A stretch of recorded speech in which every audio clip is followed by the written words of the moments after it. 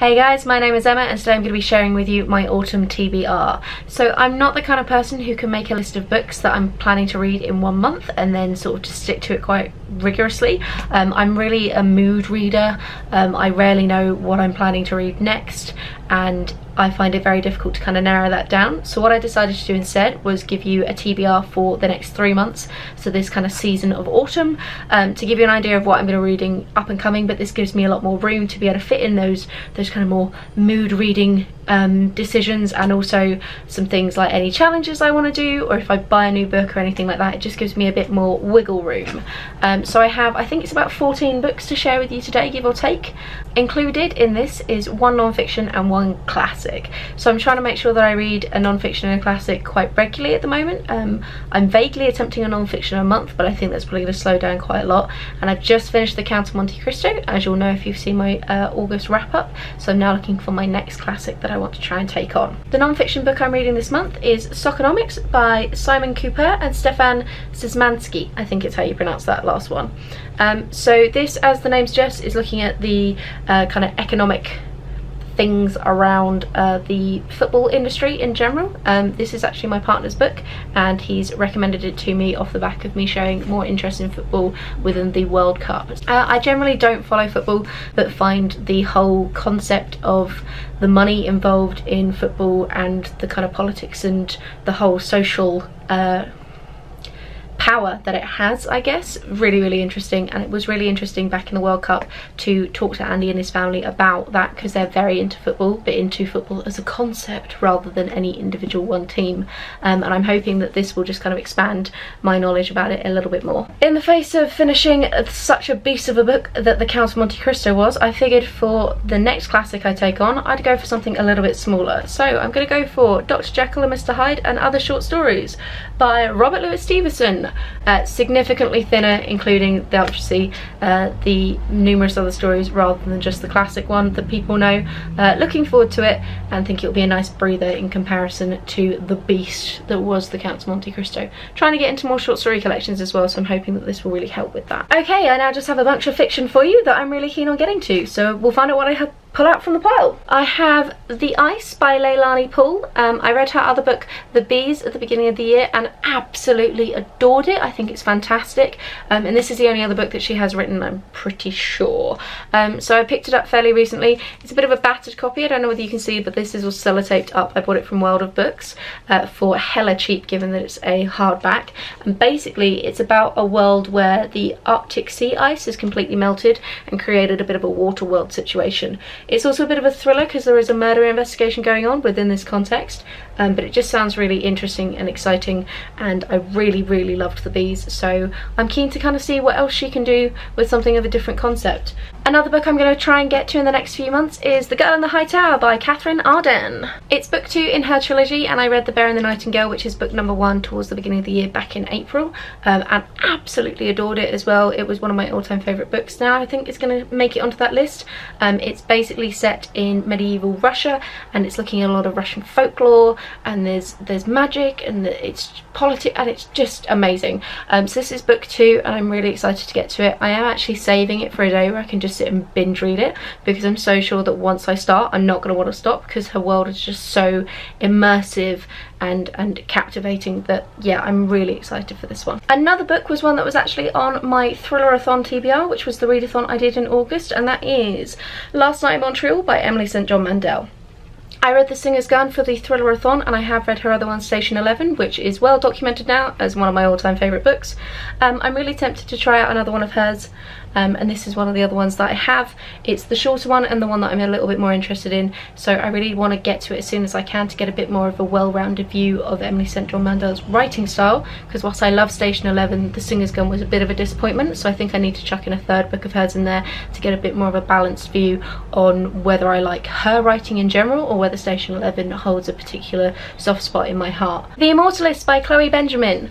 This one you will have seen in my mini book haul that I did in the middle of my Thrillerathon vlog. I bought a load of books all at the same time in the Waterstones in Welwyn Garden City.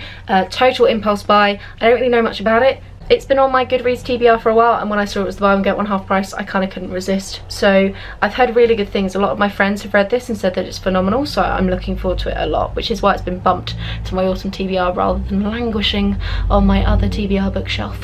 I'm also going to try and get to The Boy on the Bridge by R Carey. So this is another second one in a series. The first one is called The Girl with All the Gifts, which I got from the library a couple of months back. It's kind of a zombie apocalypse with a bit of a twist, and I really enjoyed book one. Saw book two was in the shops and just couldn't resist it. Another book I'm going to get to is Replica by Lauren Oliver. This is a YA, I think, and if so, it's probably the only YA on my list because I don't tend to read YA fiction very often. It is quite cool because it goes both directions.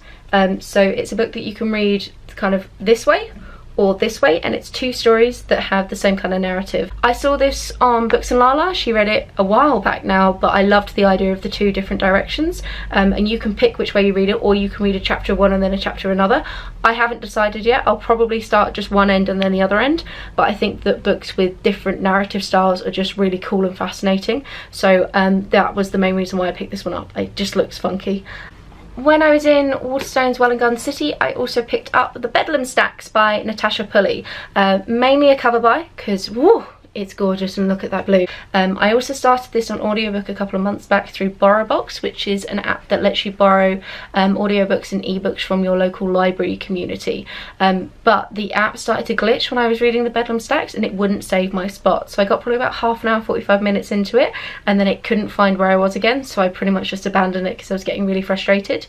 The bit of it that I did read, I was really interested in, so when I saw this again on the buy one get one half price, I couldn't resist, especially with cover like this. Natasha Pulley also wrote The Watchmaker of Filigree Street, which is one that I've been wanting to read for a while, and apparently there is a character in The Watchmaker of Filigree Street that does make an appearance in this, so I may end up reading that one first if I get the chance and I happen to see it out and about, because it does link a bit, but it's not necessary to have read that one first to be able to take on this one. They are technically standalone books.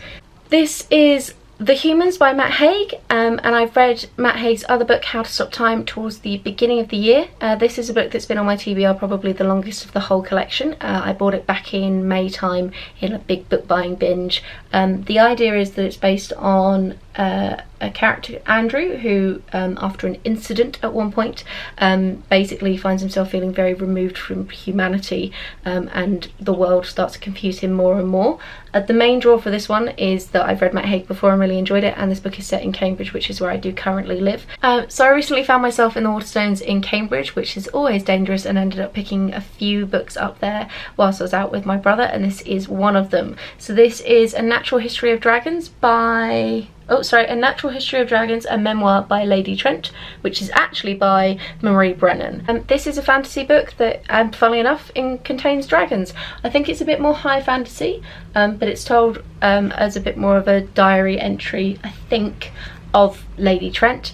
This was mentioned by Jean Bookish, I think. I'm going to link down below her channel. I know who I mean, but I'm so bad with names, especially on YouTube. Who is this fabulous Scottish YouTuber who has such a wonderful collection of books that she reads, and this was one that she had mentioned before a while ago now, I think, and as soon as I saw the cover I immediately thought of her video and was like, yes, I wanted to pick that one up. The last book on my TBR for autumn is Strange Weather by Joe Hill. This is a collection of 4 short stories which all focus on weather being the main antagonist. It looks really exciting, and I flipping love Joe Hill. He is probably the only author that I can say hand over my heart is a favourite author of mine, because I normally have a bit of a strange relationship with authors writing, where I will really love one of their books but then not be that fussed by the rest of their catalogue. Whereas Joe Hill is the only author who I have read nearly everything he's published and consistently really enjoyed it. So he has done things like Heart-Shaped Box, The Fireman, Nosferatu, Horns.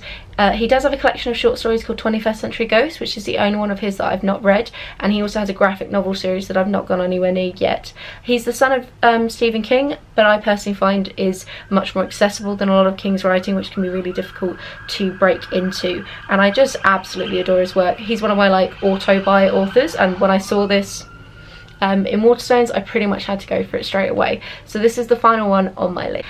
So there you have it. That's my autumn TBR for the next few months. Obviously within there are going to be some other books, and this doesn't include the books that I'm currently reading for my book world tour, which if you're not too sure what that is or why I keep mentioning it, then check out the links down below so that you can go and see what I'm reading for that over the next few months. So yeah, that's pretty much everything from me. Do you see any books that you have on your TBR on this list? Have you read any of them, and can let me know whether I'm in for a treat or not? And yeah, I will chat to you guys soon. Bye!